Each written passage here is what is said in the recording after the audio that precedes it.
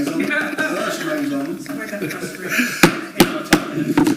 evening, ladies and gentlemen. We're going to go ahead and call this regularly scheduled February 12th Commission meeting to order. I have one small pause on the agenda item. The family for Mr. Easton's proclamation wants to be here, and they're not here now. So if they're not able to make it, I'd like to table that, and we'll bring it back.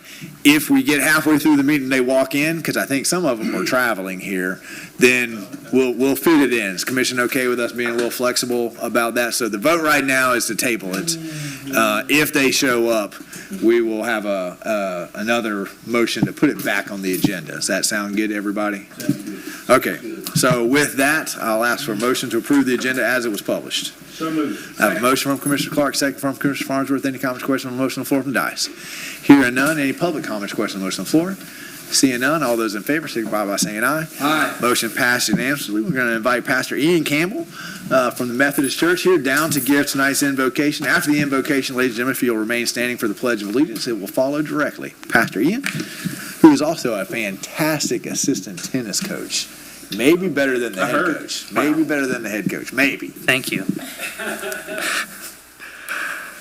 Spirit of hope, we give you thanks for this day. Give you thanks for the rain to stop just so we can make it. Give you thanks for this community, for the leaders and all the individuals who are here. As this meeting opens, we know you to be here with us, and we give you thanks for that.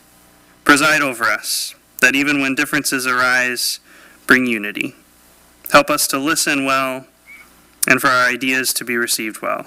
May tonight be about a shared mission within these walls that takes us far beyond them, and may it be a reflection of your presence, of building hope, community, and most importantly, love.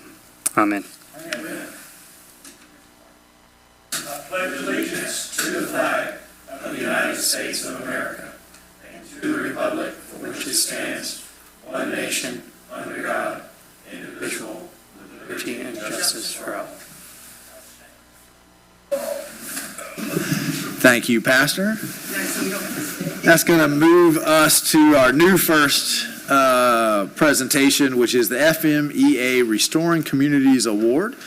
Mr. New, you want to tell us about this award and why Newberry is winning it? Mr. Mayor, the FMEA is the Florida Municipal Electric Association. They're a trade association that represents publicly owned electric utilities, and we've been a member since the beginning of time. And they, after Hurricane Andrew got to hit mainland Florida, things like restoration time became a big deal, and over a pretty short period of time, it was established that the municipal electric authorities perform better for storm prep and storm response. Generally, it's because of the compactness. You know, municipals are urbanized, and co-ops and privately held utility companies tend to be more rural in nature, at least a great portion of their system, and they have some struggles.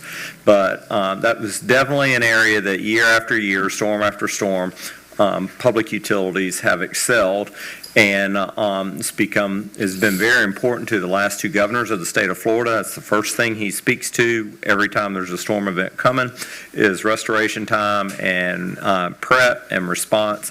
And so FMEA decided to, let's just not talk about it, let's acknowledge those that excel.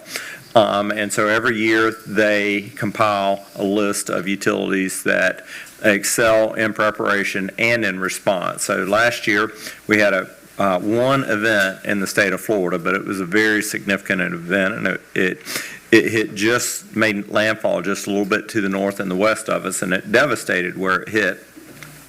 And as we were prepping for that, it occurred to me on several occasions that I've been prepping for storms for my entire career, 39 years, but 10 with the city of Newberry. And our team, we've got enough continuity now, well-oiled machine. So we saw this storm coming, and we were expecting a Category 4, Category 5 hurricane to almost direct hit us.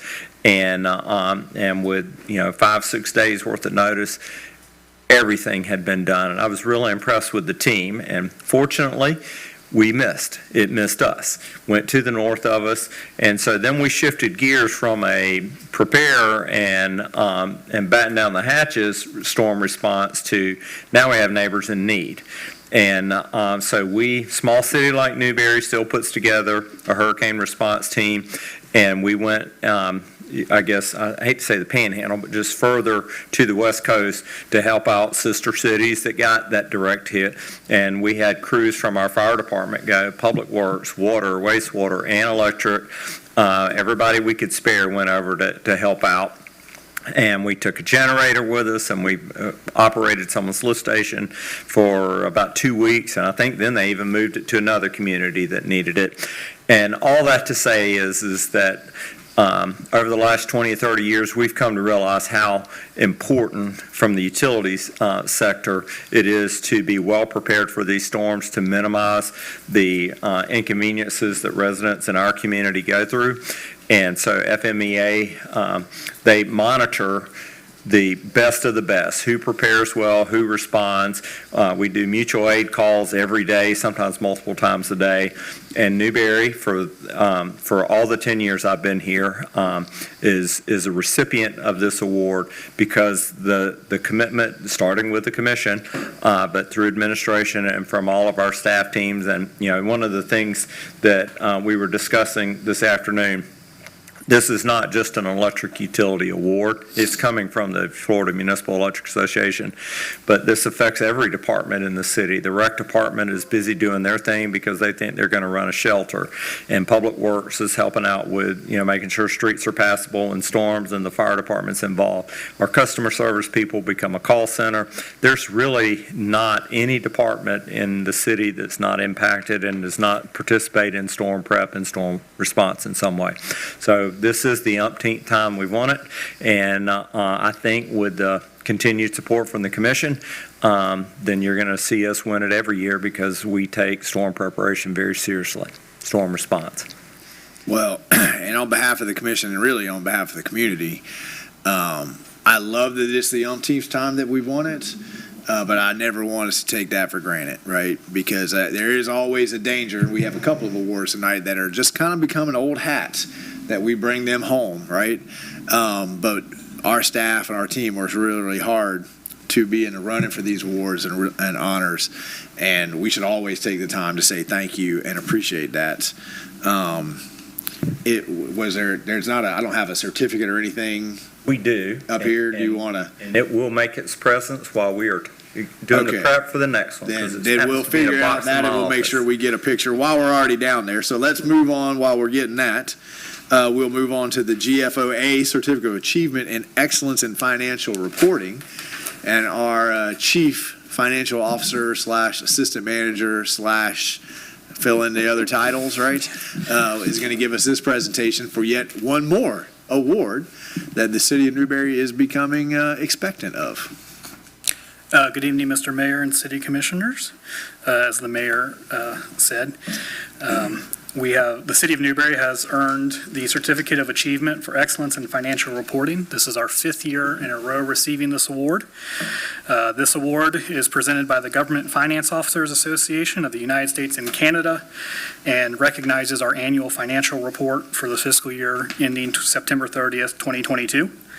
The certificate represents the pinnacle of government accounting and financial reporting, and attaining it is a significant achievement for the city, which underscores our commitment to transparency and clear disclosure in handling city funds. As I mentioned, this is our 5th year receiving this prestigious award, which less than 5% of governments receive annually. So I'd like to thank the City Commission for supporting us in our work to make sure we can issue fair and clear financial statements, and all the departments as well as my team for all their work they put into issuing these financial statements every year. And Mr. Mayor, you have the plaque. I do, and I do want to get a picture of this, but one, I want to say less than 5% of governments across the country do the work to put in this, and this is where the rubber meets the road. That level of transparency so that our residents know that their tax dollars are going exactly where you said they were going to go. I think that that to me, this should be an expectation that we are achieving this. I also want to say it's not an award for PowerPoint font size, because clearly, I've picked on our 9-point font too often, and so now staff say, well, let me see how narrow I can get this slide. But we're going to work on that later. But while we're doing that, It was supposed to be. that's portrait mode. Yeah. Flip the TVs over.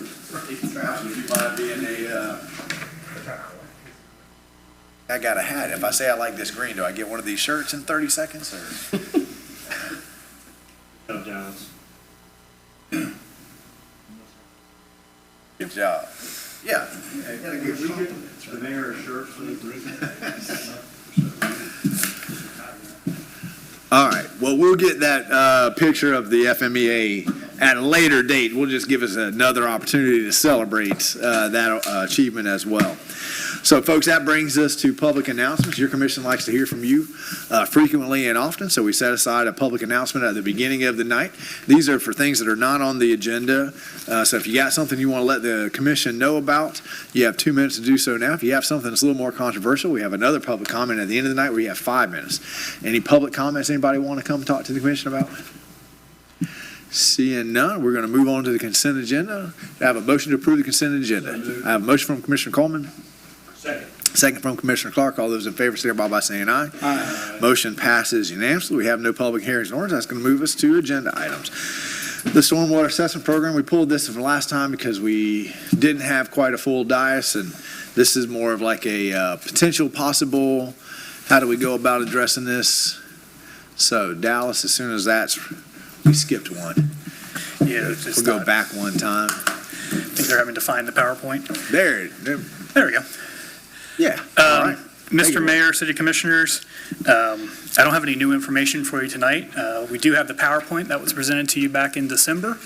I can happily go through it again if you would like. The goal of tonight's item is to get direction from the commission if you want to proceed in the next steps of establishing the stormwater program.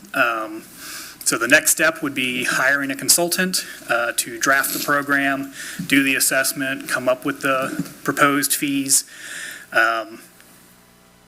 It would not implement the program. It would just be authorizing us to go forward with the consultant report so that you guys had the information at a later date to make that decision if you wanted to implement the assessment fee. But Dallas, when we talked about this last time, Commissioner Barden made some good points about if I'm already downtown and my facility's already been redirecting stormwater for years, why should I be now paying for stormwater fee? And kind of in my mind, what we were proposing was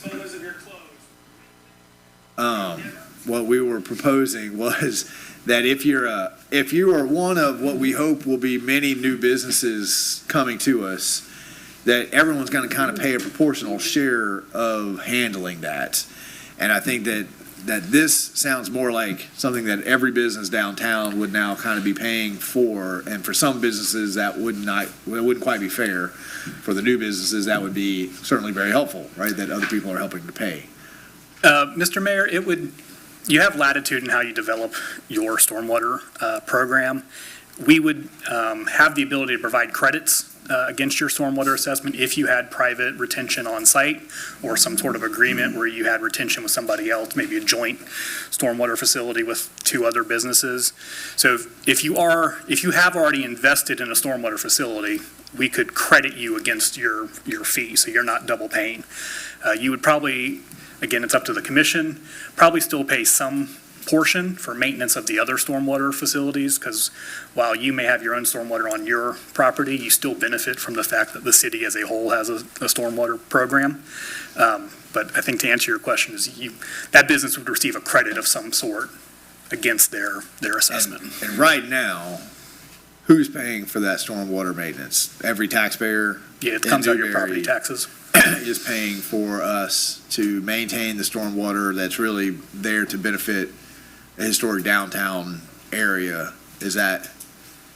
I don't get any benefit where I live. I do get benefit that I'm not driving through a road that's flooded, right? Yeah, and yes, Mr. Mayor. And part of what the stormwater assessment would come back with is the amount of benefit that a rural resident may receive, again, just from the fact that the city overall has a stormwater versus more a direct benefit of City Hall benefits more directly because there's a stormwater facility. Right.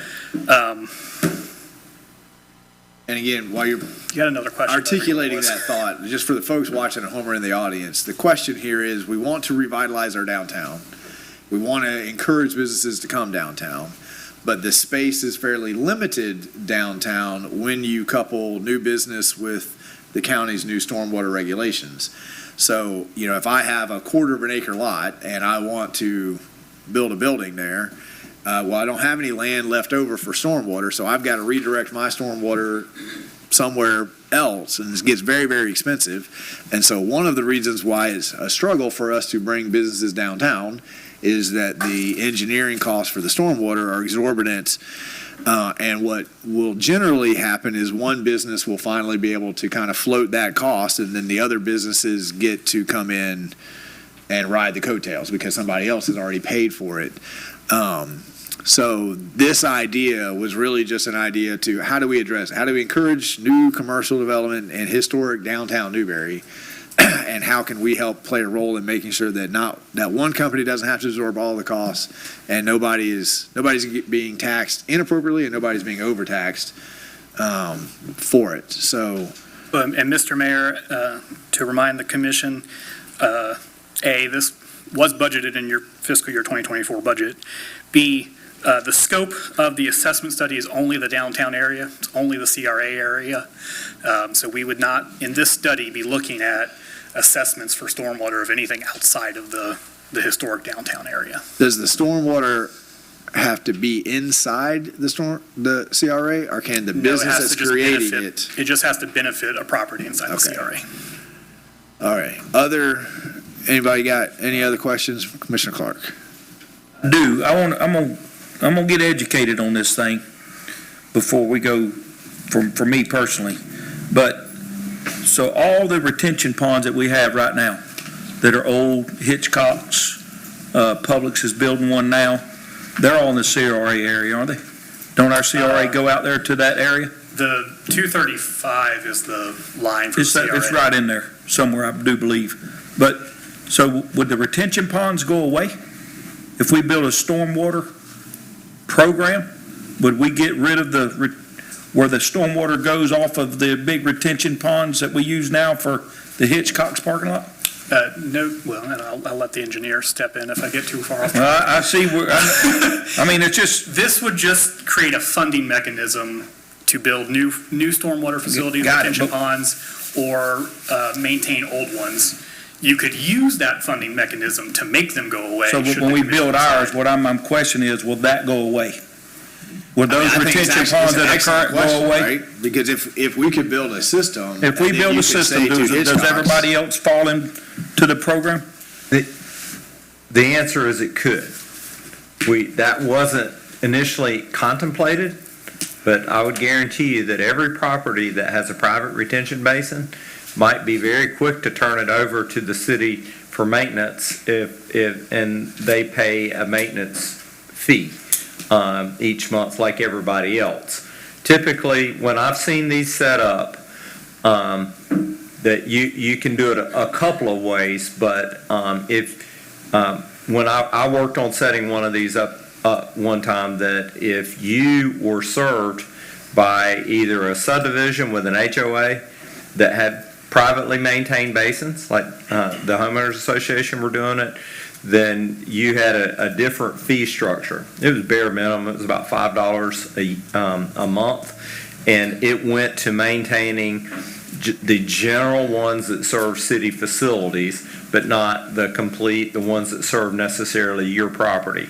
And then there was that your property doesn't have stormwater retention and it goes into one that is owned by the city, then it was a $15 a month charge or something along those lines. So to Dallas's point, this study gives all the scenarios. What I envision is they're going to come in and learn more about Newberry, and they're going to have a workshop with the commission and say there's 4 or 5 different ways that communities do these, and the commission will say, that fits our community and that fits our community. We'd like to see something studied with those things. And the rest of it, that we don't really see how it would be applicable. And so then that'll kind of put the meat around it and come up with a program tailored for Newberry. And then if the commission likes it, we'll move it forward. And if they, in that case, I put the whole program forward at the commission's direction. And when it came down to the final vote, the city of Alachua said, never mind. And they, to this day, don't have one, but they have one tailor-made sitting on a shelf somewhere. So it's a educational process. It is budgeted, and I would tell you that it is an issue for redevelopment of downtown. And the best example is the campus we're sitting on. If we had a downtown stormwater district, then the city of Newberry would pay its fair share to discharge its stormwater into that basin, and it would we would be a member like everybody else. But as it turns out, we don't have that, and we are going to end up putting an underground stormwater system on this campus that will, for now till the end of time, will be more expensive to first construct and second to maintain moving forward. So that's a direct benefit to the city or someone we're trying to redevelop a site. I think the Bound site is the second site where they're just about built out. They don't really have room for a basin above ground, so they're looking at an underground basin. And I just imagine over the next 20 years, there will be several properties in Newberry that want to develop the first time or want to redevelop, and we could see some efficiencies in having 5 basins in the downtown area instead of 1 for each parcel. And Mr. Mayor, to remind the commission, as part of your CRA budget this year, you did fund an engineering study for stormwater in the downtown area. So that study has already gotten underway, and we're working on it. So we will have an engineering study that says, here's all the things that need to happen in your downtown area to provide stormwater. Commissioner Clark, are you yielding the floor? Are you done? Go ahead. Well, no, Commissioner Coleman is next in line. He's had his light on, but are you done? Well, you still have the floor if you want to ask your question. So I do.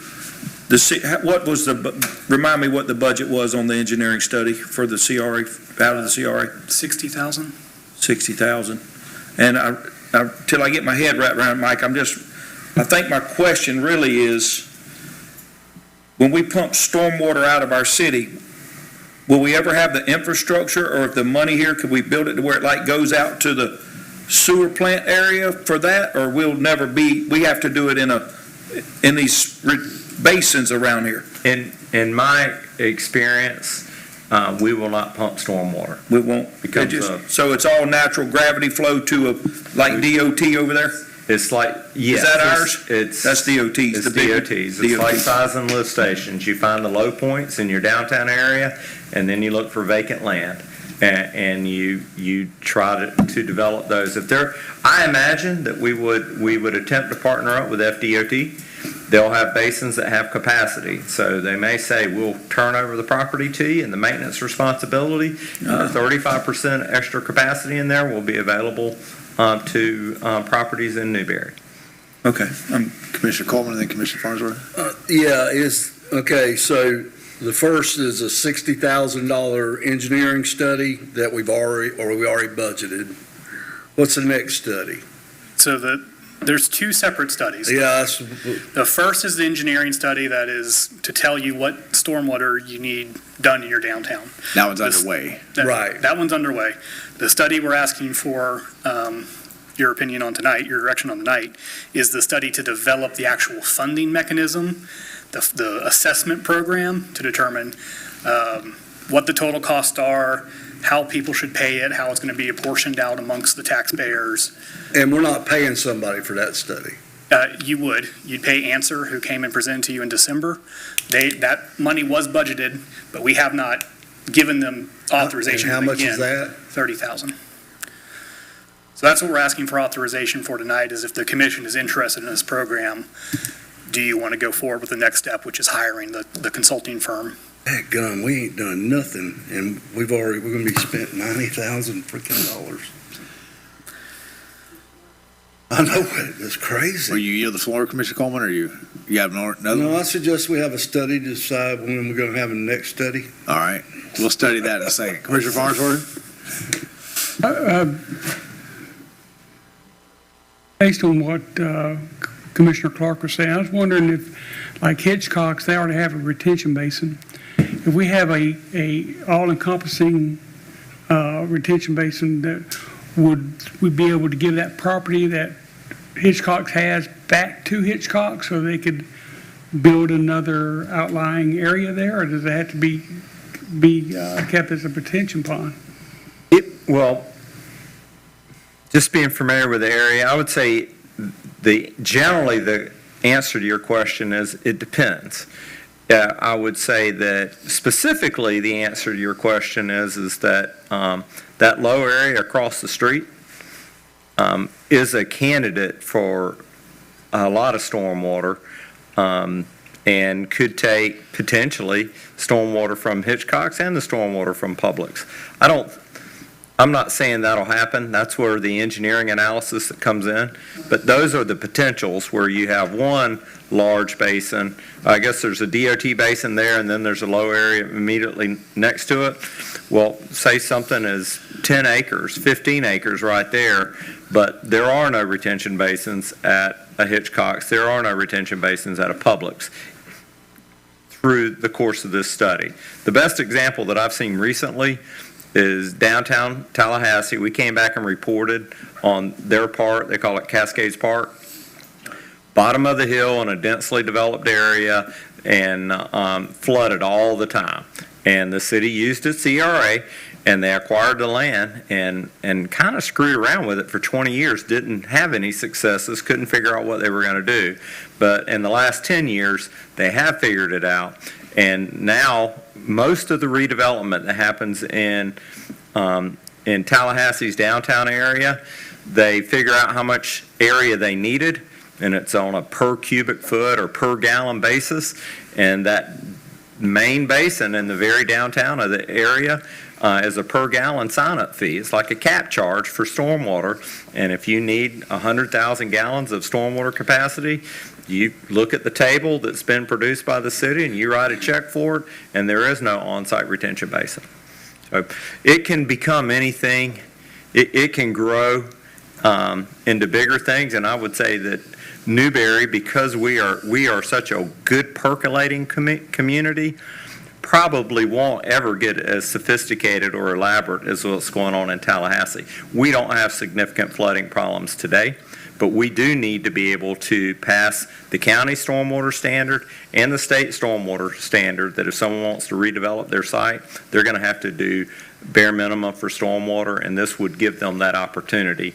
And without advocating too hard, Commissioner Coleman, to the cost, $90,000 is taxpayer dollars, and it's a lot of money. What the commission can weigh that against is that we're taking the taxpayers' dollars, and we're going to spend $90,000 to come up with a program that hopefully would benefit anyone in the downtown area, and that will save them those individual costs of, if I don't have any idea what it is, but the Bounces are paying for a design on a stormwater basin on their site, and City Hall, we paid a pretty fair amount for the design on the stormwater facilities on our site. In the future, those costs, if there was a master system out there that served and it was on a per gallon basis, it would go pretty quick and it would save all of those property owners money down the line. Publix is a great example here because the stormwater needs for Publix cost them about 6 months of negotiating time and cost us 2 other commercial businesses that would have been there because it crunched them in. Right. So I share your concerns about the study, but figuring out a master plan and elevations and everything also sounds like a tremendous amount of work to me. But you're the tax guy. If we had those 2 commercial businesses, how many years would it take having 2 commercial businesses paying property taxes would it take for the city? Right. And the economic development, all those kinds of things? Well, another question I had, you got one in front of the bank, got that one, and you got one directly across the road. Those 2, are they designed for just just the, Their the highway stormwater. Newberry, okay, Newberry Road, and not the parking lot out there of Hitchcock's? You know what I'm saying Correct. is, Yes, actually, in that vicinity, there are 3 basins. There's the one with the brown fence around it. It serves the development where Hitchcock's is and all that impervious area. Immediately east of it, right. but before you get to the road, the 235, there's a small retention basin. That takes water off of the county road. It's the county's retention basin. And then directly across the highway, State Road 26, is a large basin that takes road from the stormwater from the state highway. And as soon as Publix gets through, there's going to be another one where the shed store used to be, and it's serving the Publix development. So there will be 4 retention basins that, at my age and with my weak arm, I could stand in one and throw a rock to the other 3. Yeah. But that's a wonderful way to phrase this, because that is the core of what we're talking about. Right now, every single new commercial construction is responsible for handling its stormwater, and it sometimes eats up a third of the property that they're looking at building on. And then we end up with all of these stormwater basins in a city that percolates really well. And so what we're talking about here is this what we want sprinkled all over Newberry, is all these different stormwater basins, or should there be some central collection agency that people just Right. buy into, instead of saying, now I have to dedicate a third of my property? In the original plans for Publix, we were able to save some of those trees, but they had to come down in order to get the stormwater in, right, and to meet the county's standards. So we've already seen the impact. We've seen the impact here on City Hall. Cost us a few months of negotiating that didn't end up panning out, and now we're going to be spending more money here. It's about to cost. It already has cost one Publix, right? It's costing them 2 commercial developments, right? It's about to cost somebody else. And again, I just want to remind this idea simply came out of, why is it so hard to get businesses to come downtown? Well, if I'm looking at $200,000-$300,000 to figure out stormwater before I even open my doors, right, then I'm going to go somewhere else where I don't have that problem. Right. Commissioner Farnsworth, you actually had the floor when we went up there. You're good. Commissioner Martin? How is the conveyance from the property to the retention pond addressed, both physically and financially? Mr. Mayor, that will be part of the design for the facilities, is they'll have to properly size pipes from the facilities to where they're being discharged from. And then those costs would be borne by the city's stormwater utility. Just like the pipes that are going in for sanitary sewer. Sometimes our development happens, a new development happens, they don't always put it in a lift station. Sometimes they put in a gravity sewer system that just connects to the city's pipe network, and that drains down to some lift station that's a half mile down the road, and it pumps. So I've not done this, but I would almost be for certain that there'll be some development that is going to use the basin, and there's not a conveyance there. And that development will install the conveyance and get a credit so that we can get the stormwater there, much the way we're planning on transportation impact fees, that, hey, developer, if you make certain road improvements, we're going to credit you on your transportation impact fees against the improvements that you're making. So, I see all of that coming into play for a stormwater utility very much in the same way as to, well, how do we pipe it there? If the pipe doesn't already exist and hasn't already been constructed, the developer that needs it next will put it in, but they'll get credits against their capacity charges. So we're balancing, to some degree, the cost of putting on-site against conveying it to somewhere else. And then what do we do about a property owner that has plenty of property to put in a stormwater if they were able to or wanted to?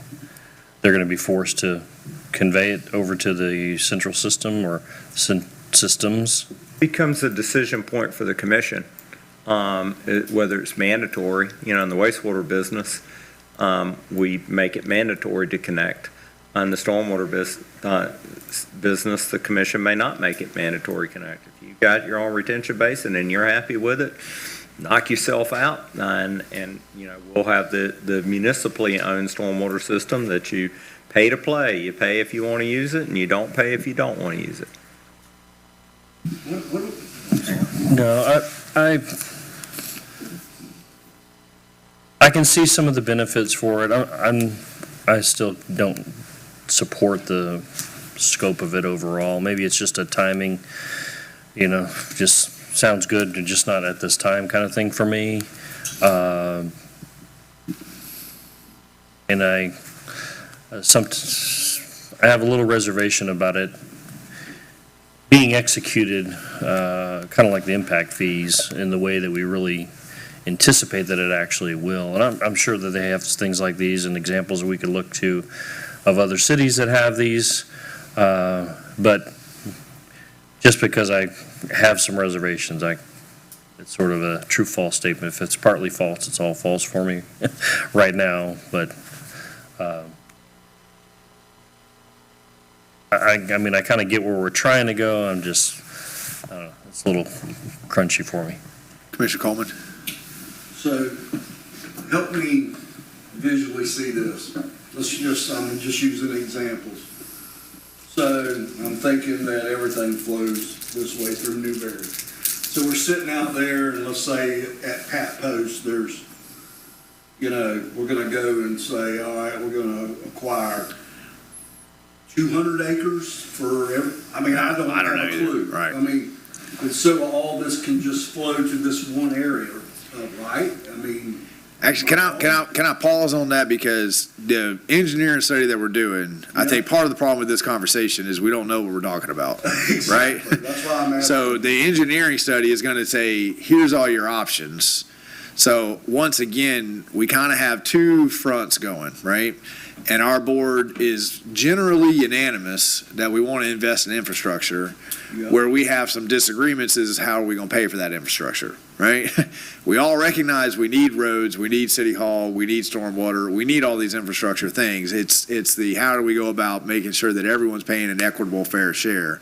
So, but right now we're kind of bouncing back and forth between the engineering study, which is already moving, and then this conversation is, okay, once we know what the options are, now we also have this other question of what is the fairest, most equitable way for everyone to pay for it if we move forward on anything else, right? And I want to make sure we're understanding both of those conversations, because tonight we're not voting for this. We're voting about whether or not do we want to go figure out all the different options to pay for it if you guys move forward with something. So I get, before we get on to is it 200 acres or are we going to force people into, all those would be later questions. What happens with the engineering study if we? This may be something I'm more interested in after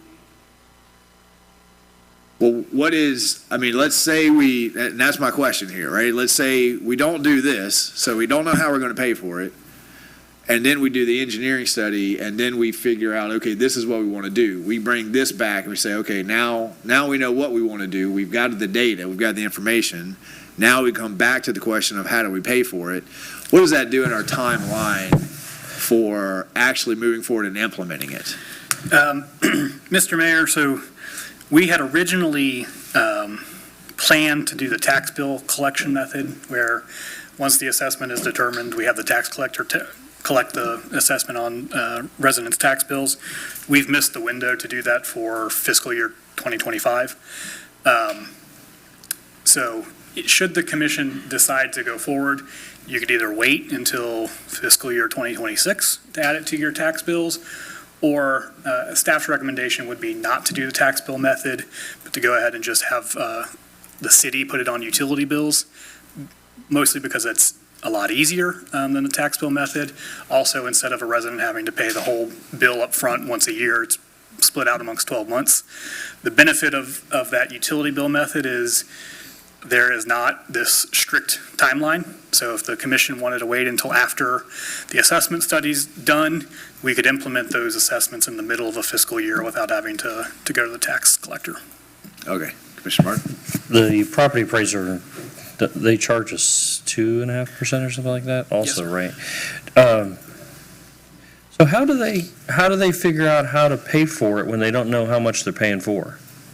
Like if the engineering study says we need 5 basins, that's a lot more expensive than if we only need 2 basins.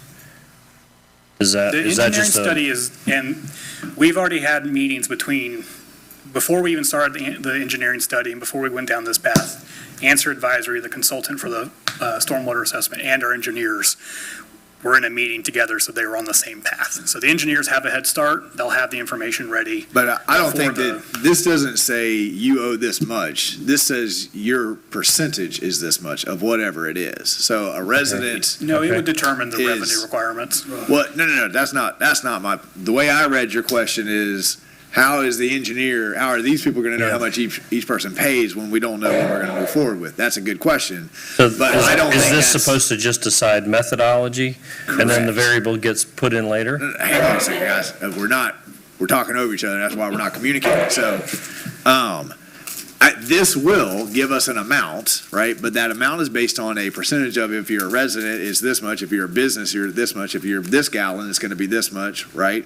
So we need all the information, but it seems like we're going down a little bit of a miscommunication here, because I took your question as, these people can't do their jobs until the engineer does a job. And I don't think that's the case. I think that both of these can run concurrently, because we're thinking about by per gallon. So I know if your business creates a per gallon, this would be what it would be. And then I have some differentiation between Monty, right, who is 2 blocks away from the downtown, and me, who's 1.5 miles, and Commissioner Coleman, who's 4 miles, right? Is that fair? That's correct. They're going to Okay. determine how much each parcel has in equivalent stormwater units first. So they'll know each parcel in the downtown area, how much stormwater they're using.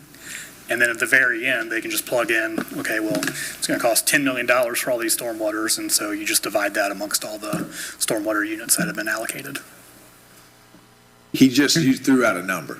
Don't Don't start sweating. Commissioner Farnsworth, was that reaching? for the microphone? No, yeah, so who's going to be charged for this, then? The residents going to be charged for it, or the commercial property that's actually using the stormwater? It was contemplated to be both, residential and commercial. So residential does use stormwater facilities as well. The majority of it would probably be pushed to the commercial side, but Right now, the residents are paying all of it. There's a whole lot more residents in there. Right, right. Commercial. But we are all paying for the maintenance of all the stormwater, right? We just don't have it as a separated line It's not item. separated out, right? Right. But right now, we're all paying for it. And I do appreciate the stormwater because I drive through Newberry and it's not flooded, right?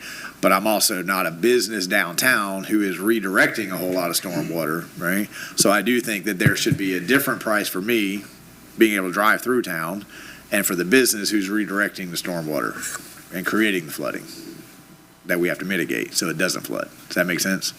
Yeah, but, before the stormwater was even an issue, we never had flooding in Newberry, so I don't know how I'm paying for stormwater where I live. Whenever there's no retention pond or anything near me, so. Well, remember, it's kind of like when we were all paying for the mosquito, even though only certain areas of town were getting the mosquito. So I was paying for it. You got the service. I never got the service. And we were able to correct that and make it more just. In my mind, this is the same opportunity, right? Because you do have the benefit of having stormwater, but it's to a much lesser degree than the business who's building downtown. Right, so, my opinion is if the business is needing to have the stormwater, then they should be the ones paying for it, not the residents. They would, it just wouldn't necessarily be on their site. Right. They would pay the lion's share of it, right?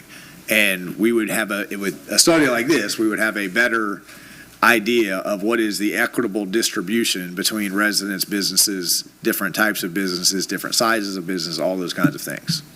That would help us know. So again, I go back to, we're trying to have a conversation. We don't have the engineering study yet.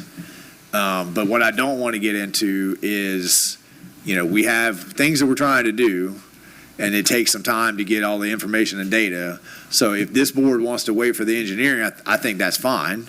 It probably means that this plan was not going to come to fruition in time to help any of the businesses that are looking at these hefty costs right now, right? But if we didn't have this idea, they'd still have those hefty costs, right? So I see this as a long-term kind of idea of how Newberry is going to handle this for the next 100 years. But I want to remind everybody that if we do pause on this, that means it pushes it back 6. So we'll be talking about this for a year, 2 years before we actually see it come to fruition, right? So as long as we remember that's our choice to give it that timeline, and we don't yell at anybody on staff or what's going on with that, I thought we were going to have this, right? That kind of a thing, then we're going to be good to go. Commissioner Clark? So, number one, the education needs to come from both of these consultation, or whatever you call them, where answers here, answer advisory, and the engineering study. So once we got that, you can make a determined and get an educated guess. What I don't want is to charge the citizens another fee. So I want to see what the fee is before I actually, how long can this sit on the shelf and be implemented a year or 2 years later? If we get all the engineering study and this done, how long can it sit before it's either outdated, or how quick could we implement the plan if we said yes on everything like that? For answer to do the assessment portion to determine how much everybody pays, at least 6 months. That's what, once we pull the trigger tonight, that'll take them 6 months to get the answers for us. Well, they'll have, if you look at the timeline, kind of in the middle of it, they'll have an assessment report and workshop for the commission. So you'll get answers then, and then it takes another few months if you actually want to adopt the Well, I want program. the education before the adoption's what I'm saying. I want to know what we're charging the people. Yeah. Because there's a lot of people that can't afford much. I just don't know if it's this a $3 a month, it's like we did on our water and wastewater, is it $2 a month, or is it $12 a month? Right, that's what this study will come back with, and then after they come back with those rates, the commission will have the choice to either move forward and implement it, or put it on the shelf and do it some other time, or whatever the commission chooses. Just remember, though, you're already paying it. So how much am I paying? What is this, what are we paying now? That's the point I'm trying to make here. Right now, the residents were already all paying. What are we paying? So if that's the deciding factor, it can't be a standalone, well, we're adding $5, because the idea here is where it's already, but it's wrapped up in the general fund, right? I don't know that we have a dollar amount that is segregated out, because it's just Goes to the part of county. our operations. But that's the No, it doesn't county. go to the county, right? We're the ones out there mowing and maintaining these basins, A right? portion of the public works budget is for maintaining of existing But I thought, stormwater earlier we basins. talked about the county having a stormwater. County's ordinance we have to adhere to, so that increased the size of the stormwater by 25%. I can't remember now, I used to know these numbers pretty well. But it greatly 25. reduced the size of it, which is what limits the businesses now, right? If I'm building, I got a quarter acre, well, half of Well, my the quarter education's acre. important. I'm for getting Right. it looked at, I but just want to make sure everybody up here understands, because we've already talked about it twice now. Everybody's already paying this. Everybody's already paying this. Everybody's already paying this. How much? It just goes into the general fund, and we're all paying in our basic operations. So what we're talking about here is trying to figure out. don't give me a monthly across. Right, but what I'm answering you right now is, and what Dallas just said is, we don't have that number segued out because it's just kind of in our regular operating. So if the commission is going to base this on, well, is it $5 or $6, then I think it's worth our time, knowing how much we're already paying. Like the mosquito spraying, we were all paying that. So that added $1. $1. We put $1 on people in downtown, right? And now, if everyone was paying it, it was 10 cents. But I was paying the 10 cents or the 20 cents and wasn't getting the service. So that $1 meant that everybody who's getting the service is the one paying for it. This board has always been a big believer in, as far as we can go, making sure that the people who are getting the service are the ones paying for it. And right now, we don't know how much I should pay versus Monty should pay versus a business should pay, because we're all paying it, but it's wrapped up into the noise of what we've all done. This study would let us educate us to give us the information about how much everybody should be paying. Right. But if we're not going to move forward on this tonight until after the engineering study, then we're just pushing, I'm not arguing against that, but I just want to make sure everybody understands we'll get the engineering study back. Then we'll look at all those options, right? And then there's always going to come the time of, okay, we like this option, now how do we pay for it? Right? Yeah. And then we'll come back to the answer advisory and we'll go out and figure out how do we pay For for it. me personally, I'm saying I'm good with both. You want to do both I now? want both of them to make an educated guess. Right. Spending $90,000, but the only way you're gonna find out the way that I'm gonna vote is to have the answers from both of these people. I mean, I agree with that. We need both of Need these this studies. data in order to know how to move forward. Commissioner Coleman, you've been waiting patiently. Yeah, I mean, so really, go ahead, Mark. No, if you I'm need just to. saying, that's just combined. So going back, not trying to beat a dead horse, but in my mind, I gotta have an idea of what way this works. So we're gonna have some central area that all the stormwater is gonna go to, right? I mean, I think that most likely what we're going to end up with, like when the two-way pairs come through, the Right. state's been, but they're not going to need all of it. So we're going to say, well, there's 15% capacity in that one, and we're going to buy that out. Maybe Hitchcock says, hey, we want to be part of it, and we've got a basin here. We'll give you guys that, and you guys have whatever capacity. So there may be one big one, or there may be just 5. Because I'm looking at money-wise for the people that own this property that has went through the headache of being a commercial property and wanting to bring them on. So if it actually is, because I have seen other cities where they have a central location of stormwater.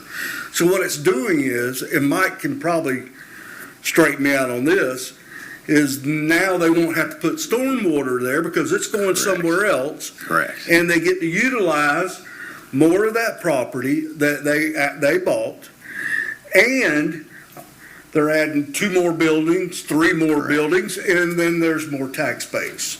Correct. And I believe that there's lots of capacity because I've only actually seen one stormwater basin flood, and it's the state's right across from Yeah, Hiscox, right, that curve, right? I mean, we got one over here. I don't know how to designate it, but that sucker's like 60 foot deep, right? I mean, it goes down into the earth. You know, we got one behind MLK, same thing. I mean, we've got lots of stormwater. We've got dry ones, right? So in my mind, we've probably already got plenty, but they all are privately owned or different people, and we can't tap in because, well, that's the state's stormwater basin. So even if it never floods, and it by its own ranking has 50% capacity, that belongs to them, and we can't utilize it. Right, well, A just like centralized Woodcock's over there, right Yeah. against Woodcock's. I mean, I've never seen that way. Right. Never. Barely even see standing water in it, much less flooding out, you know. But that's what happens when you pass ordinances that apply equally across the county, and you got one half of the county that's clay and one half of the county that percolates really well, right? You're going to have differences. Right. Okay, so I heard one person wants to wait until we get the engineer. One person wants both of them right now. 2 people want both of them. 3 people want both of them. Do I hear 4? Do I hear 4 people want both of them right now? 4 people want both of them right now. Okay, any more questions for staff or Dallas on, no, lost where we're at. No, okay, there's no resolution, nothing to read into the record, right? You're just giving you direction to move forward. Okay, so I have added a motion. So moved. I have a motion from Commissioner Coleman, second from Commissioner Clark. Any last comments, questions on the motion on the floor from the dais? Public comments, questions on the motion on the floor. You listen to that whole conversation. Anybody got any questions, comments? Hearing none. All Not in the bottom of the. roll call, Commissioner Coleman. Yes. Commissioner Clark? Yes. Commissioner Farnsworth? Commissioner Martin? No. Commissioner Mazon? Absolutely. Motion passes 4-1, Commissioner Martin in dissent. That's going to take us to Resolution 2024-04. Mr. Attorney, would you please read that resolution into the record for us? Yes, sir, Mr. Mayor. This is a resolution of the City of Newberry, Florida, establishing a historical association dedicated to collecting, researching, interpreting, and preserving local history. Appointing members to the Newberry Historical Association consisting of 5 members for the purpose of making recommendations to the commission, establishing an effective date. The appropriate motion is to pass Resolution 2024-04 upon its reading by title only. Thank you. Second. I have a motion from Commissioner Martin, second from Commissioner Farnsworth. Any comments or questions? Let's get our history together. There's no work on staff. This is going to be. I said it for you. Okay? Who's going to determine who's going to be on the board? The way the resolution is by appointment by the mayor, right? And then I will submit a letter to Ms. Judy about and then once the group is together, they will elect their own officers. This is modeled on the Newberry Opioid Task Force because we anticipate that people will come on and off based on their level of volunteering opportunity. So we may have people that are there for 6 months. We may have people who are there for 2 years. But we do all agree that it's important to start cataloging our history, writing it down, putting it together, right? If City Hall expansion happens, we're going to have a brand new, beautiful building that was intended to be a museum that could be turned into a museum. Lots of exciting opportunities in front of us. But we got to get the board together so they can come to you guys and talk to you about how best to make sure that we don't lose our past as we move into our future. That's a good line. That might be at the State of the City address tomorrow. I'm going to have to write that down. All right. I got a motion, seconded on the floor. Public comments. Newberry Historic Association. Hearing no public comments, all those in favor signify by saying aye. Aye. Motion passes unanimously. That's going to take us to Resolution 2024-05, Solid Waste Rate Amendments. Mr. Attorney, would you please read that in the record for Yes, us? sir. This is a resolution of the City of Newberry, Florida, approving a new fee schedule for solid waste services to replace the city's existing fee schedule, repealing all resolutions of conflict, establishing an effective date. Appropriate motion is passed. Resolution 2024-05 is read by title only. Thank you, sir. Yes, sir. Dallas, take it away. I'm back. Mr. Mayor, City Commissioners, our recommended action tonight is for you to receive the presentation and adopt the resolution amending your solid waste rates. This item is related to Goal E1 of your strategic plan, which is to have equitable and sustainable sources of revenue for long-term financial stability. As a reminder, the City Commission contracts with Waste Pro for solid waste collection throughout the city limits. Our contract began back in June of 2007. It was a 7-year contract with 2 5-year extensions. That contract expires in June of 2024. In November, the City Commission renewed that contract. That renewal came with price increases from Waste Pro to the city. As a result of those price increases, the city needs to amend its solid waste rates so that we recoup and recover those costs that we're paying to Waste Pro through our bills to our customers. The agreement included a step-in for residential increases, so we've structured the rate increases on the resolution on our side to include that same step-in. So tonight, if you approve this, you'll be approving rate increases through 2026 so that we don't have to keep bringing this back since you've already signed the contract with Waste Pro. The residential rate increases would begin in October of 2024, which is the same as the new rates that Waste Pro will charge us. Non-residential rate increase is effective in March of 2024, again matching the contract of when we're going to have to start paying those new rates to Waste Pro. As a reminder, the city does mark up the Waste Pro charges to cover the costs of city-provided solid waste services and some of the overhead that is related to the solid waste services. Previously, we marked up the cost by 18%. Due to the increase, we have reduced that markup to 15% to give a little bit of rate relief. As a residential comparison, in October, our residential rate would go from $18 a month to $24 a month for twice-a-week pickup, which, as you can see, is still the lowest in the area, especially considering that we have twice-a-week pickup and our peers all have once-a-week pickup. And then you can see in April of '25, it would increase again, October 2025, and then finally in April of 2026. Thereafter, it's a CPI increase per the contract and per your resolution. In non-residential, there is no step-in. The full rate increase goes into effect next month. The increase goes from $29 a cubic yard to $55 a cubic yard. Most of our customers are in that first square, once a week, 2-yard pickup at $110. I did not put in this clip art. I want that to be known. The city manager added that to my slide, and I reject it. But I'm happy to answer any Subliminal questions. messaging happening with that question mark. He looks a little panicked there. So we've talked about this an awful lot. Anybody got any other questions? We had 2 meetings on this before. Market rates, we've been negotiating this for a long time, but here's the actual contract, so. Well, to clarify, you've already authorized the contract. Right. This is to increase the rate so we can pay for that contract. Yeah. We don't have a choice. Yeah. I mean, trash is expensive. Staff doesn't recommend it, but some cities pay their contractor more, but don't charge their citizens anymore. I heard that was their city attorney's fault. Staff recommends against that practice. I think it's good to see Sure. someone else is paying. Yeah. I would like to get the city attorney's recommendation. Charge your citizens less. All right. Do I have a motion?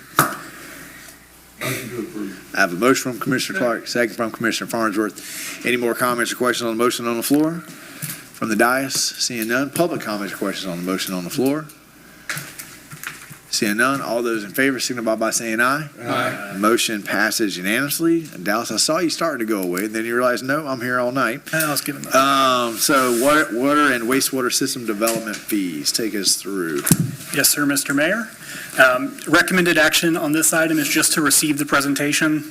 We just want to give the commission some information for the commission to be thinking about. We'll have a more in-depth conversation during the budget cycle, but we wanted to give you guys some advanced information in case you had any questions before then. Again, this is related to your strategic plan. It hits objective A12, which is to review and modify your rates and development fees to ensure funding is available for infrastructure renewal, replacement, and expansion projects. So as a background on development fees, they're very similar to your impact fees. They're collected at the issuance of a building permit to offset the cost of new development on our utility infrastructure. Specifically, we collect water and wastewater impact fees by equivalent residential unit, and the law and your own code requires that they be spent on expansion and enhancement of the system, so we can only use those funds for things like the new wastewater treatment plant, the water tower on State Road 26, if we're oversizing pipes or when we have new force mains and water mains, like the water main going down County Road 337 currently. The City Commission adopted these fees back in 2005, raised the fees in 2007, and then most recently raised the fees in 2022. When you adopted those new fees in 2022, you also gave staff direction to complete a study to determine what the appropriate fee level should be. We actually got that study back in the summer of last year, but we were in the middle of impact fees, so we decided it might be a good time to just deal with one issue at a time. So the results of the study are as follows. First, I'll go through the methodology. It's very similar to how impact fees are calculated. Essentially, you take the cost of all of the infrastructure that is demanded by a new resident, including future costs, future improvements that will be required, reduce out any grants or other funding mechanisms that go into those capital costs, and then divide it amongst the residential units. So our existing rates are $886 for water and $4,100 for wastewater. The consultant proposed an increase to $3,500 for water and $10,500 for wastewater. What's the 12.5% increase? Is that the next slide, Ellis?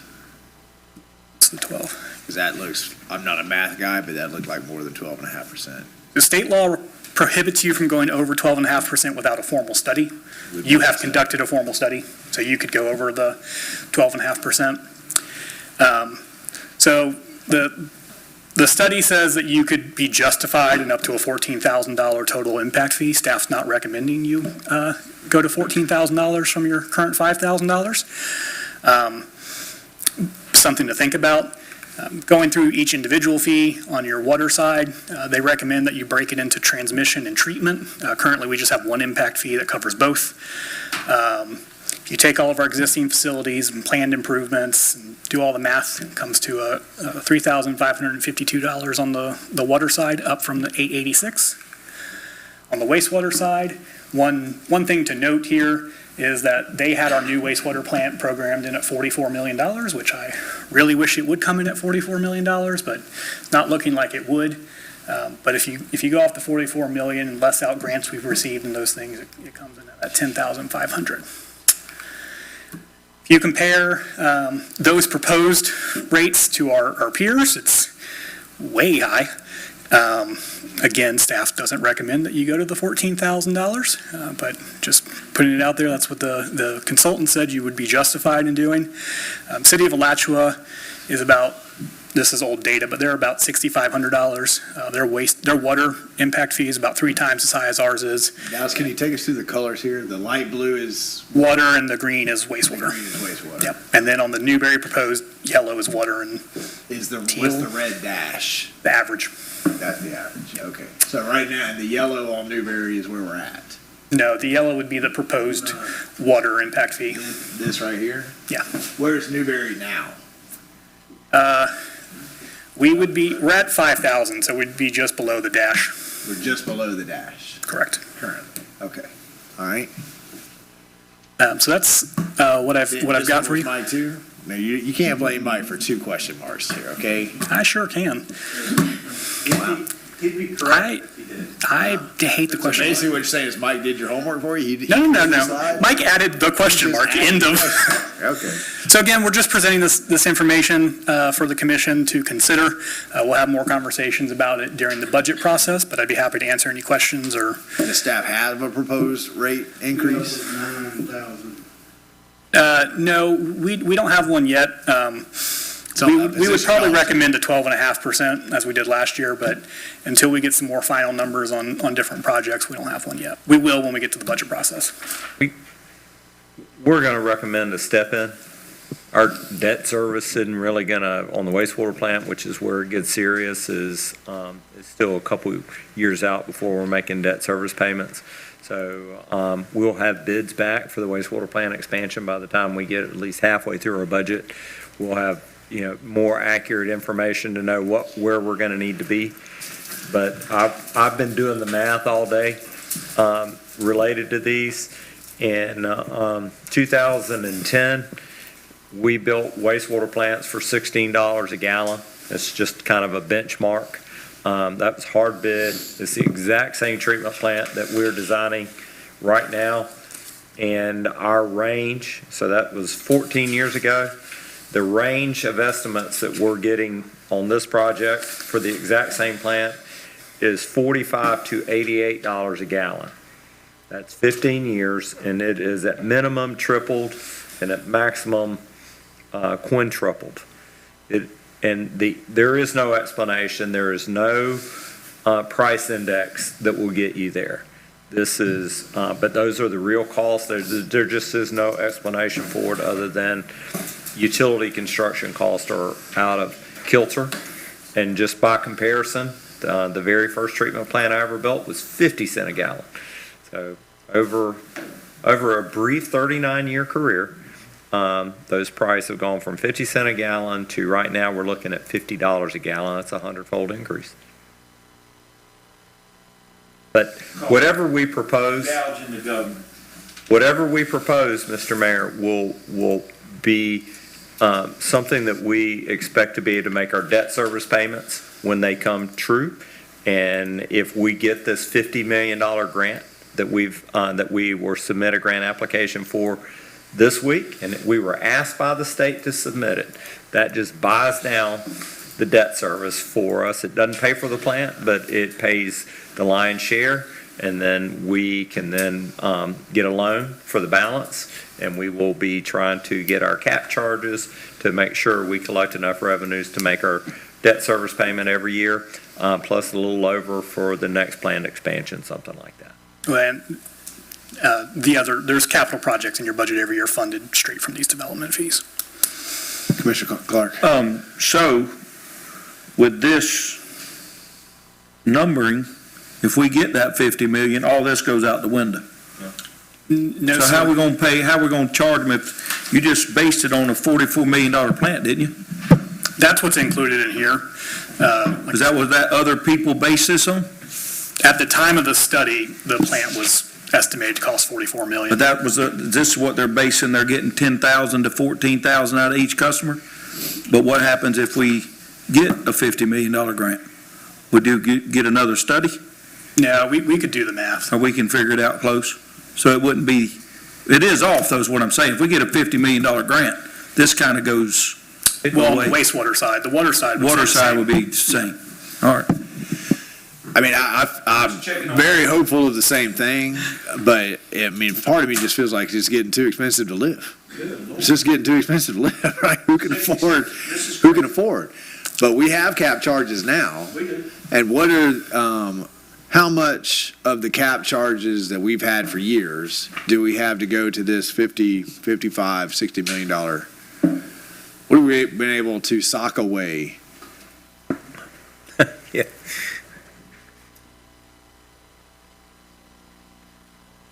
And while he's looking for that, I'll remind the commission that we've been making debt service payments every 6 months, and most of what we capture in development charges go to make a debt service payment. I mean, my question, you didn't know the number, Dallas? $2,598,462.34. That was about what my memory was. So I did spend $80,000 of it today on debt service the payment. cap charges that we are paying, which are like impact fees, after all these years, we've got $2.5 million, and we have a $50 million project in front of us. And that's part of our Now- existing 886 and 4158 To your point, charge. Commissioner Clark, let's say and I'm very hopeful we get this grant, Me too. but for the housing we've already approved, we will need another one, right? And right now, what we're charging people after all these years gave us $2.5 million towards a $50 million project. So something's out of whack with what we're charging the new folks coming in and the cost of the development, the cost of the infrastructure the new folks are bringing to them. And I'm not in any way suggesting that we go to $14,000, but I am asking you guys to consider that we have a $50 million wastewater and we've got $2.5 million that we've saved. So somewhere. That's between water and wastewater, too. That's between water and wastewater, right? So, and I don't, It was forced upon us from the state. I agree with you. So, But at the end of the day, we got to the water has to flush no, I and go away. So, there's got to be a happy medium here, and that's why I think it's just getting too expensive to live, right? Because somebody's going to pay that $50 million, and whether it's socialized over the cost of the whole state, and everybody in the state pays a little bit of Newberry's, whether it's on the new development that's coming in, whether it's through the rate structure that we put on everybody in Newberry, somebody is going to pay for this one way or the other, right? And just like the stormwater, you know, we pay a lot in studies and we spend a lot of time thinking about this, but I think we've had a pretty good track record of trying to get the cost of things more on to the people who are generating that cost, right? So again, I'm not advocating that we go to anywhere near $14,000, but I am asking you guys to consider if we had gone a little bit more years ago on, we'd be in a little bit better position to pay for this $50 million, right? And that's somewhere the balance between the new folks coming in, paying their fair share, and what we go to the community in the rate structure and ask for. That's what we got to focus on, right? We have to have a holistic conversation about who is actually paying for all of this, because something's out of whack, because we're $2.5 million isn't going very far on this $50 million project. To your point, Dallas. Mr. Mayor, the city went 15 years without changing these rates. Yeah. That's the other thing. I think that we just have to have some sort of built-in step. Because I agree, I don't see anything in the market that can account for $16 to, and I don't see anything in a market that even give you a range of 45 to 85. Who does that, right? I'm going to come in anywhere from 45 to 85, right? It's gals in the government.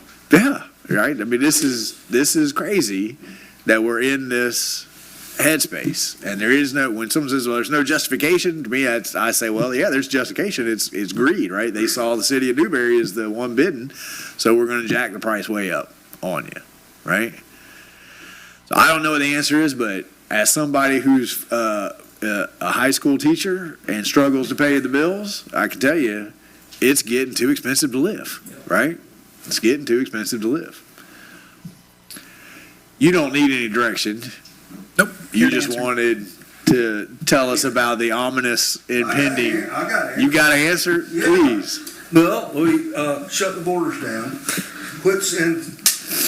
sending all that money to Ukraine, and take care and open the pipelines, and everything will change. Thank you. I appreciate you giving your TED talk. Where are we at now? Any other comments, thoughts on how expensive it's getting to live? All right, let's go on to Mr. Attorney. Authorized legal action pertaining to termination of master operating agreement with Elite Pro Ball. Scott, you going to take us through? Mr. Mayor, we've got a situation where we believe our tenant is in default, and it's been ongoing for some period of time. Staff has attempted to work it out over that time, and even as of this day, the tenant is in default. They may dispute that, and so far their attorney, who's out of Ocala named Rob Batzel, has disputed that. The agreement provides that we have to go to mediation before we can actually implement litigation. My hope, and I think your manager's hope, is that we can get this resolved between the parties. He's got a plan as to how to do that. And so we're going to attempt to implement that plan and get this done. This is more informational and then an authorization to allow us to proceed if necessary, and hopefully it's not. The mediation itself, we picked Tommy Bond, who is a former baseball athlete in Ocala, and mediates a lot of civil cases and family law cases for us. Very, very good mediator, excellent mediator. It probably costs somewhere between $3,000 to $4,000 for a day of mediation. Whether we spend the whole day, it's based upon how many hours you spend. And so that's one cost that would be involved. And if it does not resolve, then we would file suit. About a $500 filing fee, $1,000 to get the complaint pulled together. We've got a pretty good timeline already, and the facts are pretty well fleshed out. So if we have to do that, I'll come back to you. We'll have time to deal with that, come back to the commission and say, look, mediation was unsuccessful. This is where we're at. Now we have to implement litigation. So that's where we're at. And as I said, I just wanted to inform the commission. It's rare that we have these kind of situations, but we're in it right now. So I wanted to let you all know that's where we're at, and let you know that we're going to be spending a little bit of money on mediation fees and potentially additional fees down the road if we can't get there. Somewhere around $5,000 is the cost of where we're at this stage. If we go to the next step, then I'll have another budget that I'll give you. Okay. Well, one thing I know about our team is that you guys are really good at contracts and holding everybody accountable for whatever they agree to in the contract. So if you're telling the commission that someone's out of whack on then I think that you guys have done probably over and above what needs to be done to get people into compliance. Generally, that's just what you guys always do, So if we've come to this point, then that's unfortunate, but I know that you guys have done a whole lot to keep us from having to come to this point. So certainly support moving forward, and hopefully everybody can come to the table. Yes, sir. Commissioner Coleman. So how far in default are they? Lease payments are up to date, is my understanding. Mike, the taxes are still not paid for 2023. Nope. And to add on to that question is,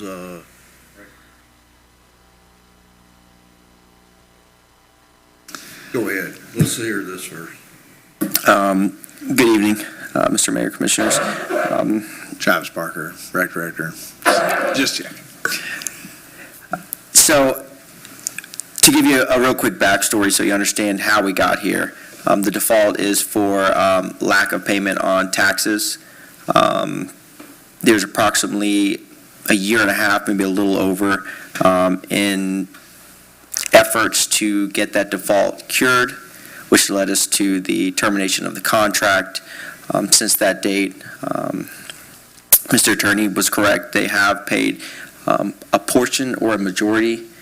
I haven't checked today, but I think the most recent year's taxes are still outstanding, but they had caught everything up to that date. But the contract was terminated. The contract was terminated. So, So they're making payments, rental payments. no, so they made tax payments. So they made property tax payments, which would be their property tax payments no matter what.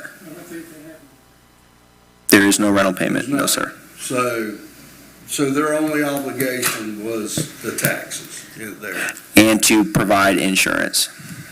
We sent a letter to them to vacate the property in October, and they have refused to vacate the property. They do pay electric. So let me get this right. So they're a year behind on taxes, right? Yes. Okay. And they're not paying any rent. And the contract's now null and void, so they're not leaving.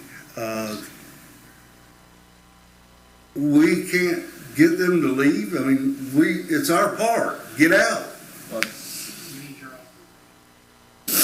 Okay, well, let's vote.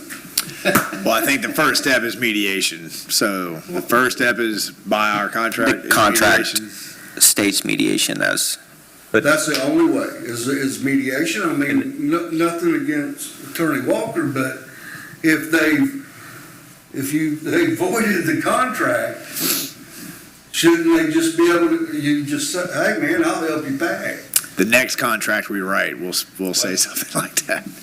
There's Hang no on, let's finish this. self-help, there's no self-help eviction in the state of Florida, so you can't just lock the doors on somebody that's a tenant. You have to go through the process for the eviction, if you have a situation like that. That's the mediator's lobby there. Commissioner Martin, you had a question or comment? Yeah, that's actually what I was going to ask. If the contract does not exist, what is triggering the mediation? It can't be something that's in the contract that doesn't exist anymore. They contend that that they have cured the default. We contend that. But they don't show the receipts. No, we see where the past taxes have been paid now finally, but we sent our letter of termination out prior to that occurring, and the current taxes that are due have still not been paid. And we've had the term this reasonable issue time. before, where somebody defaults on the contract, we try to work with them, we try to work with them, then we terminate, and then when we terminate, then they'll say, oh, well, let me go cure it now. Well, by that point, our team has worked for a year, 2 years sometimes, trying to help, and it just puts an added level of stress and work on people on our team to always have, the only thing that seems to get some folks' attention is, okay, now you're serious, the contract is terminated, now let me go backwards. Right? For reference, Mr. Mayor, our initial letter of notice of default was sent on May 3rd, 2022. Wow. Commissioner Farnsworth? So are we able to sue them for attorney fees? Yes. Attorney's fees are at issue in it.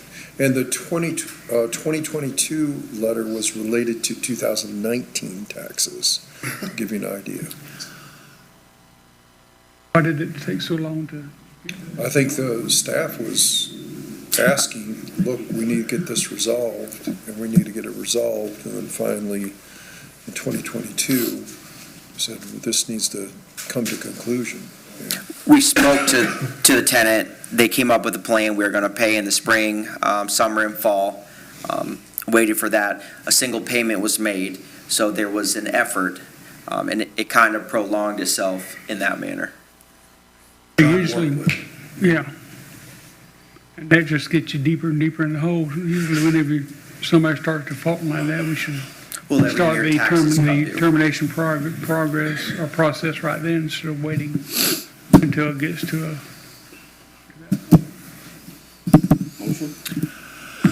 Do we need a motion here, or That would be do we? just Okay. direction to proceed. I think it's just direction at this point, so we can put it in the form of a motion. Do you have a recommended?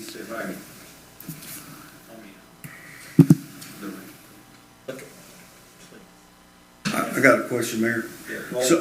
So, this, we're probably looking at no more than $10,000-15,000 to get it settled, and then hopefully they'll pay their, right? And is that where we're at? Yes. Okay, That's the motion. so do I have a motion to authorize city attorney to engage in litigation and remove the tenant? Motion. I have a motion from Commissioner Mazon, second from Commissioner Martin. Any comments, questions, motion on the floor from the dais?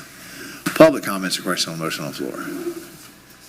Seeing none, all those in favor signify by saying aye. Aye. Motion passes unanimously. Thank you, gentlemen. That's going to take us to comments. Mr. Manager? Thank you, Mr. Mayor. Going back to the water and wastewater gap charges, just remind the commission, this is responsible government. This is the fact that you've had these in place, we've had these in place for some 20 years, and that we were, back something 5 years ago, they weren't that out of line. It's not because the staff or the commission hasn't kept pace. Construction has done some crazy stuff, and we're trying to catch up with it without overreacting. We don't want to raise them high only to see it fall right back down. So we're trying to stay in touch with all these things and make sure that, when we go to Tallahassee and we're advocating for grants and funding and all those things, every elected official, every staff member that we talk to, they want to know, well, what are you doing? What skin in the game does Newberry have? Because most cities that come to them have no skin in the game. It's just a handout saying, help us. We don't know what to do, and we're dead. We're just dead in the water. And Newberry is nowhere close to that. Newberry's got a plan. Sometimes it's a little more painful, but I would say that having the conversation about impact fees for water and wastewater and raising those cap charges is responsible, and having the conversation about stormwater, even if the commission says we're not going to do it, it's a responsible conversation to have, and it's what sets our community, our city, our commission apart from other communities with the same population and that they have the same look, is the fact that you're having those conversations and thinking about those things. Mr. Mayor, we had a trip to Tallahassee 2 weeks ago. The legislature is in session. I think they're 5 weeks through now, maybe 6 weeks through, so that we're on the backside of it. As always, there's lots of proposed legislation out there that clips the wings of local government. I think that we could just fast forward ahead to, there is no county government and there is no city government. It's all run from the state level would be the goal. And I say that tongue in cheek, but there's definitely the state, there's definitely, it seems that the state doesn't miss opportunities to take shots. And my favorite legislation is a requirement that cities turn around building permits within 30 days upon receipt, which I happen to think is a good objective, and one that we've implemented here, so I don't think it'll change our practices, but I know that when Jamie applies for a wastewater permit for a new treatment plant, that's usually a 2-year process coming out of the state government, and I wonder if the state legislature is aware of how difficult it is for us to get a building permit from the state DEP, but while they're focused on building permits, how well we issue building permits for our residents. So don't want to get into what appears to be bashing of state legislatures, because I certainly appreciate their role. I just find some irony when I'm up there learning about the proposed legislation.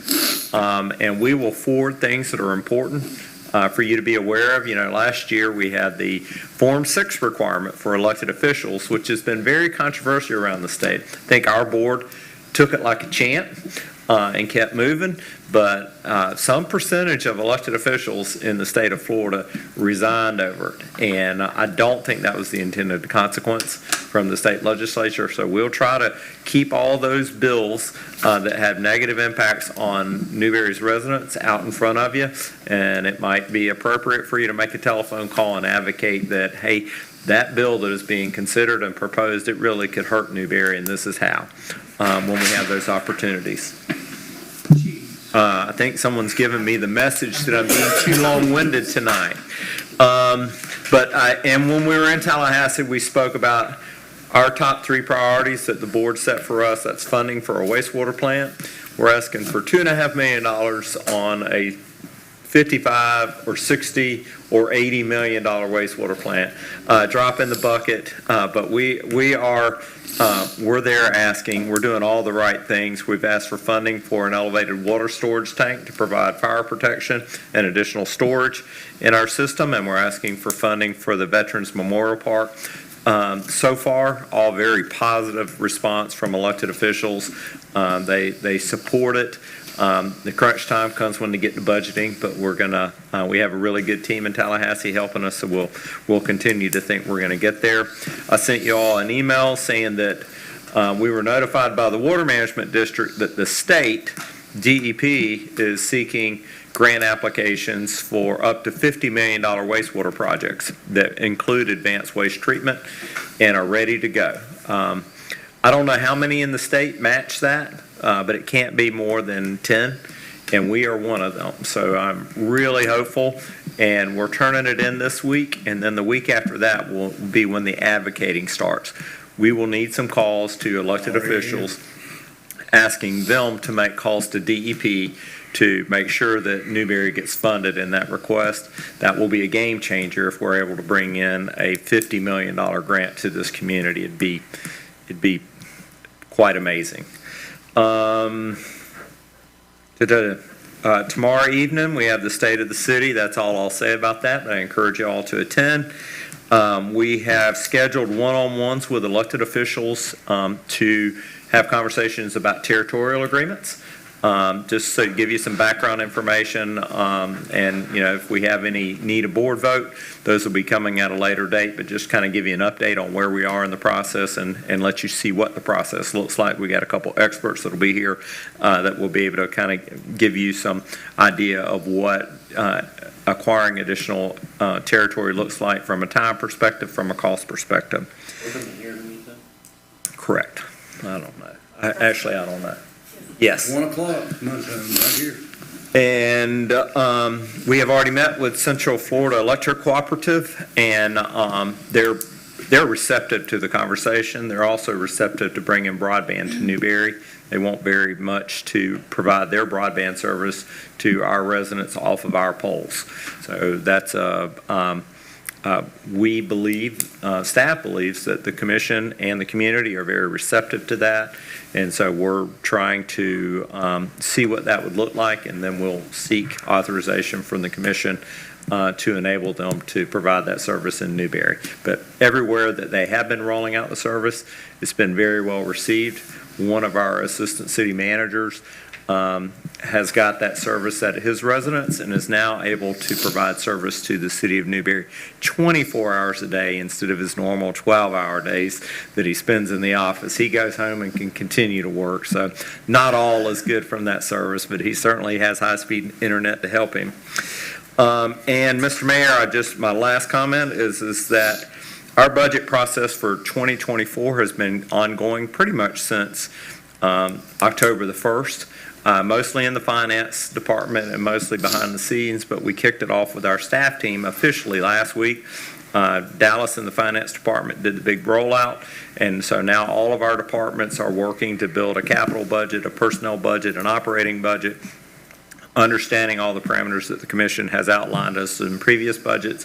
We'll work on that for 2 to 3 months, and then over the summertime, we'll be conducting public workshops with the commission. We'll do some one-on-ones with the commission, get your priorities and your feedback, and we'll go through what we hope is another very productive budget process with you all. Mr. Mayor, that concludes my comments. Thank you, sir. Mr. Attorney? Nothing this evening. Thank you, sir. Madam Clerk? Yes, thank Sure can. you. Just a reminder that our Newberry municipal election is scheduled to be held on Tuesday, April the 9th, next door at the Mentally Northfleet Municipal Building. And the candidate qualifying for groups 1, 2, and 3 started today at noon and will end at noon on Thursday, February the 15th. Our election proclamation has been published in Alachua County Today twice already and is on the city social media. Please contact City Clerk's office for an appointment if you're interested in running for office at 352-472-2446 or email at jrice@newberryfl.gov, and we'll set up an appointment for you to come in. Election information and updates can be found on the city's website under the City Clerk's page. So please check that, as we will be updating it every day. And Commissioner Clark has qualified, our incumbent has qualified for Group 2, and the qualifying fee is $140. Cost of living is just going up. And that's all. Thank you, ma'am. Commissioner Coleman?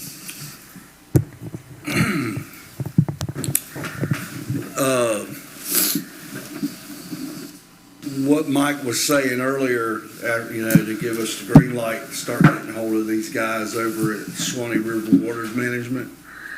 If you'll get with me, I've got a pretty good relationship with the big guy, Hugh Thomas, and my first cousin, Big Larry Sessions, is on the board. And I've been in constant, I'm trying to think of the engineer's name, Mike, can't remember his name. Well, Commissioner Coleman, I've been talking. I know you've been working it, so Been working it, man. all of our hopes and prayers rest on your I hope I shoulders. don't mess it up. I mean, I might, No. everybody be blaming Ricky. You're not gonna mess anything up. Use those relationships. Yeah. And let me know. I'm happy to travel with you, and we can go by anyone named Big Larry. We'll get him a big steak. You need to meet him. Yeah. He's big. So keep those conversations, because we need it. We've seen the numbers, right? We need it. Right. You got anything else there, Commissioner Coleman? All right, Commissioner Clark. A couple things I'd just like to say, keep in mind, we've lost 3 in an attack over in Iraq, and we lost 5 in a helicopter crash. So we keep those in mind, rest in peace, and thank you for protecting us. Mike, I did see the email on the people that we need to contact, and so we'll do that like he said. What about the traveling to Tallahassee? Is there any need for anybody to go back up there to talk to the Senator Perry or Representative Clemens on the Veterans Memorial? I know it's on their mind. I heard Senator Perry has the rendition, hopefully he has it in his office. Or did you see it?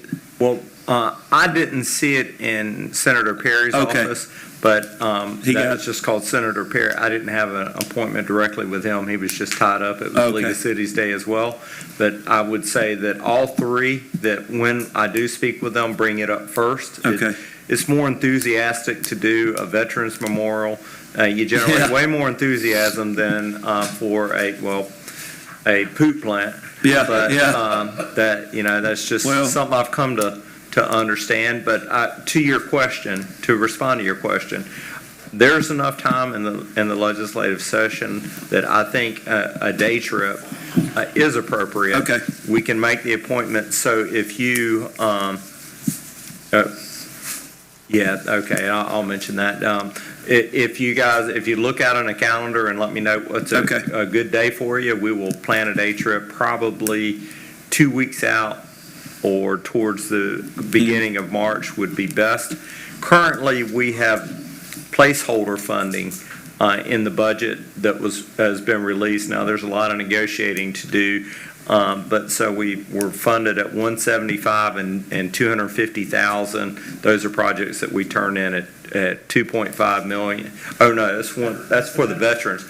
Okay, so we're funded in both chambers for the Veterans Memorial. They're not funded at the same level, but they're both funded there. And so that number will get refined as they go through the budget process. So I think it's a good idea to take a trip to Tallahassee. It keeps it fresh on everyone's mind. And I will say that we still have the BRIC campaign for anybody listening, that you can go online, you can go to the City of Newberry website, you can go to the Mayor's Corner, and you can find the Veterans Memorial there, and you can buy a brick for any veteran that has served, or your loved one, or whoever. You can buy a brick for them, and all the information's there. Thank you. When will, because I signed up for some, when do we pay for that? Do we get an email to go out to us? How does that work? Do you know yet? You should have paid for that when you ordered it. You didn't? I signed up at the festival, the very first day. Okay, that was a different program. I put my email down and how many I wanted and who they were for. I'll get with, and I may have just missed an email about it, but I bet you there's other people in that same boat that signed up for one on that first day, because I think that was a little bit before we had the website, everything all set up. codes and stuff, so. Okay. All right, is that it, Commissioner? Yes, Thank you. Commissioner Farnsworth? Oh, no, he's pulling. You can. And February 20th, 6 at Stonehouse Group. Okay.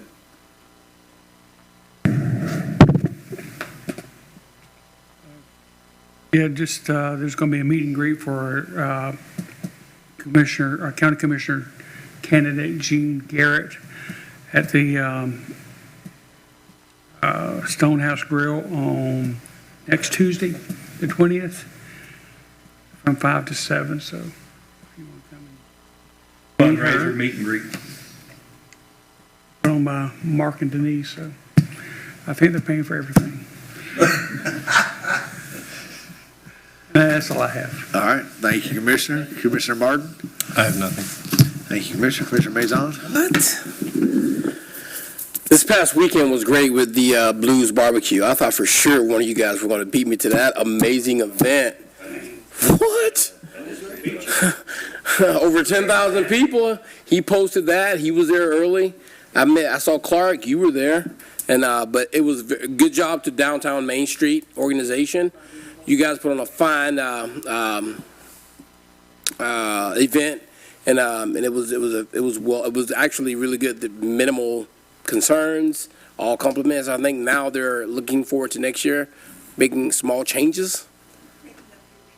Yeah. Yeah. So they're actually making big plans. Actually, it's going to involve the big plans. So so good job to you guys, and that's all I have. Thank you, sir. I would say great job, Main Street, as well. And what I was so impressed about, we had so many different, the Lions Club had their festival going on. Blood, Sweat, and Tears had a professional football player running an organization for bring awareness to youth mentorship and those kinds of things. They were doing that. I came through town 2 or 3 times because I was up early before it really got started. And then I went out and visited Mr. Fleming's Tropical Traditions, and when I came back, boy, it had exploded. It had exploded. And I saw people everywhere, and I got 0 complaints. 0. I couldn't even get in the door. Yeah. I mean, the businesses, the restaurants were full. The people were up and down. They were walking from the Lions Club up past, the railroad tracks. And everybody was having a good time. Everyone was happy. Everyone was okay with folks parked in their yard, all over the place. Zero complaints. I mean, it was truly amazing. So great job. I've got some suggestions about how we can help make it better. So when's the next Main Street meeting? This Thursday? No. While she's looking that up. But I just wanted to say kudos, because this was it wasn't a small, it wasn't a small event, but it just exploded. It just exploded. People love barbecue and they love some blues, They love them cars. and cars. They never left the car. And the cars, So I know that people were walking down to the Lions Club because the food trucks were running out of food and all kinds of stuff. I mean, it was all good problems to have, right? All good problems to have.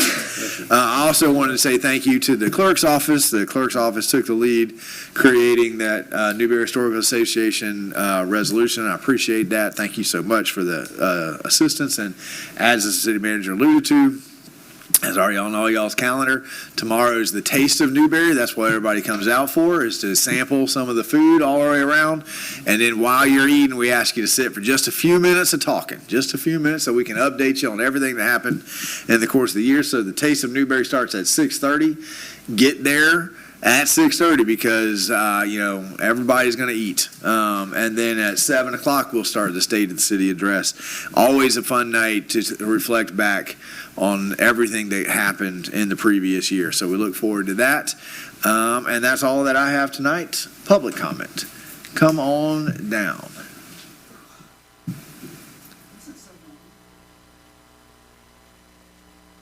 I'm not official, but I just thought I would update you on a Main Street event that's happening. Yes. Next Tuesday, 6 o'clock in the municipal building.